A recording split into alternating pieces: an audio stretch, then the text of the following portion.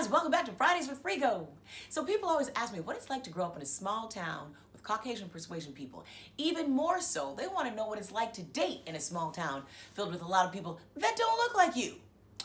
Grab your favorite Starbucks drink or coffee bean and tea leaf and let's chill. I'm talking about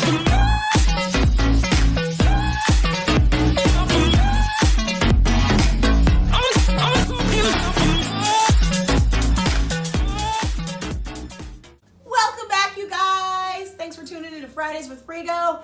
So let's get right into it. I always get a lot of questions about what it's like to be the only black girl in town. And I was, until my sister came along. Yeah. So people always want to know about the dating thing. Like, what was that like? They're always like, what was that like? So what like, but then like, anyways, what was that like? I'll talk about my experience from high school. So, there'd be times like, I remember one guy, he would look at me and I remember one time he asked me, he goes, are you black or just really tan? And I was like, does that matter? Like, if I were white with a really good tan, then he would like be interested. Or if I said I was black, then it would be like, no, I don't know what that meant. I just remember, I always think about that. And I was like, so what did he mean by that? He wanted, because I've always been very fair, like you can tell. See, like right here, that's my watches, and that's from my farmer tan there, or the driving hand in the window. Anyways, so I guess I look like, a white person with a tan. I'm not sure, but to him it mattered. I don't know. Too bad, so sad for him. Whatever. I do remember one time when I was really little. Okay, this is preschool. There was this guy and my little cute boy in my preschool, and I remember we went in the tunnels. They had these tunnels outside, like during recess time, and we would go up there and we went into the tunnels, and I remember one day we kissed in the tunnels. Oh my gosh, yes, preschoolers, what in the world? What is going on? I didn't even know you could be 4 years old and have a crush, but I guess you can, right? So anywho, we kissed in the tunnel, and then I remember, like, I don't know, maybe a year or two later, I moved away, like our family moved away, and then like for high school, I was back in that town, and I remember going to school and seeing him, and yeah, that crush was still there. And it's so weird because it was like this unspoken crush. Like we both knew for sure, but it was kind of quiet. Like, I don't think his friends knew. And he was in the popular group. I was in the popular group. It's so funny because there's so many different cliques in high school, like the untouchables, sadly, I know. The untouchables, like the ones that people don't really talk to or whatever. The athletes, the nerds or the geeks, the brainiacs, the popular people. I was always in the popular group and the athlete group. But I talked to everybody. See, that's the thing. I talked to everybody. But I do remember one time, because I ran track. I was a track star, and he played golf. And I remember him one time, like we talked, and he said that he wanted to go running at night, like later on in the afternoon, like when it starts to get dark. Like he picked a time that was like where the sun's starting to go down. And we live in a small town. There's like roads and stuff, right? Not like streets and highways and expressways and tollways like here. But he wanted to go running out on some back roads like where he lived. Not like on the main roads, like, where cars would pass or people would be riding their bikes or whatever. And I just remember he wanted to go running in the dark on some side roads. And then I remember that night, like, I don't know if he called or whatever, but we just never went. And I don't know if it's because he was afraid of the disapproval from his parents or what, but it was just very odd, like the time that he picked and like where he wanted to go running. It was like so he could like hang out with me, we could have our own little secret, like whatever. Like, why does it gotta be secret, dude? But anywho, a couple years ago, he was here in Los Angeles, and we met up for like to go out to dinner, right? And he did tell me, I said like, so like whatever, what was the dealio? And I go, well, your parents, not approving? I mean, did they disapprove? And he kind of did one of these. And I was like, and he felt really bad because he's a really nice guy. Let me just say that. He's a really nice guy. But I think he felt bad because, I don't know, he didn't stand up to his parents. And guys, if your parents are prejudiced or biased in any kind of way, it leaks down into the kids. You know this, right? You know this. That's something you have to actively fight off and not let seep into your pores. He said that he regretted not ever asking me out. We never went out. Nothing. It was just this quiet thing, but we both knew about it.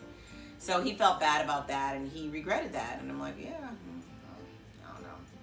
And he was going out with this other girl, this popular girl, and he told me she was a biatch. She was a biatch, and I kind of knew she was.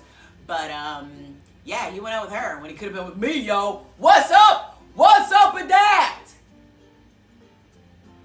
Anyway, I remember there's this other guy at school. He wanted to, I guess, maybe go out with me.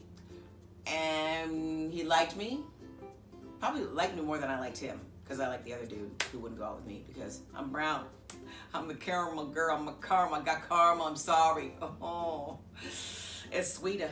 He wanted to go out with me, but I remember he was this boy from a town like 20 miles away, because I don't think they had a high school. So all those kids from that town bussed to our school every day and bussed home every day, 20 miles. And I remember one day he drove to school, I think, and he got me after school, after track practice. He, I think, put me in his car and kidnapped me, even though like we were friends, we were cool, it was chill. He goes, I'm gonna kidnap you, take you home to my mom so you can meet my mom. Why do you want me to meet your mom? I think he wanted to get his mom's approval again, his mom's approval. Because he was okay with us hanging out and everything. And his mom was totally cool to me, but I don't know what was said after that, because we were still friends and cool and everything, but we never went out. He never asked me out. Yeah. I remember, and I was in 8th grade. And I went to the 8th grade dance with my brother and his friend. I remember my brother's Caucasian persuasion. I remember nobody slow danced with me. It was like, did I have a disease or something?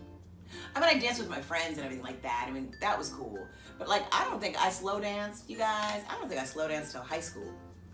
Until I met my dude. And it's funny because I guess I was kind of like an outcast in a way, but not an outcast in the dating world. But everything else was cool. But you just don't mix with the brown karma girl. I remember there was a group home in our town, and this one guy came to school, this boy came to school. Good guy though, good guy. We liked each other, and I don't know, because I guess I was an outcast, so to speak. And if you're from a group home, if you go to the group home, you're an outcast too. Two outcasts can go together, I don't know. But he was the best guy ever. I think he's the first guy I ever slow danced with. And he was so great, you guys. So, yay for him. And too bad for all those other knuckleheads, man. Yo, what's up? Because you didn't want to take a chance. Ooh. I do remember one time, though, he said that somebody said something to him at school. They misquoted some scripture saying, like, they said something about, like, interracial relationships.